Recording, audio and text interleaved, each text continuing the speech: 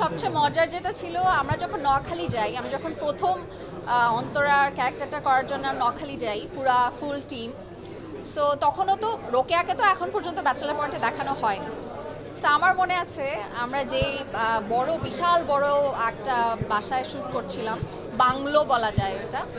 তো আমি আর কাবিলা যখন শ্যুট করছিলাম, আমার পিছন সাইডটা সবাই দেখতে পাচ্ছিল, এবং যেখানে শুটিং হচ্ছিল ওটার পিছনে গাছে আশেপাশে রেলিংয়ে মানে লিটারালি বানরের মতো মানুষ ঝুলে ঝুলে আমাদের শুটিং দেখছিল, এবং দূর থেকে সবাই চিৎকার করছিল রোকেয়া রোকেয়া রোকেয়া। সো সবাই ভেবেছিল যেহেতু নোয়াখালীতে শ্যুট হচ্ছে অ্যান্ড রোকেয়াকে কখনো দেখায় নাই, অ্যান্ড আমি ঘোমটা টোমটা পড়াচ্ছিলাম। সো অ্যাট ফার্স্ট আমাকে সবাই ভেবেছিল আমি আসলে রোকেয়া, বা এখনও অনেকে ভাবে, অনেকে আমার ফেসবুকে লেখে যে রোকেয়া রোকেয়া, বাট আমি আসলে রোকেয়া না, আমি রোকেয়ার ফ্রেন্ড অন্তরা। সো ওই এক্সপিরিয়েন্সটা খুবই মজার ছিল। অন্তরা চরিত্রটা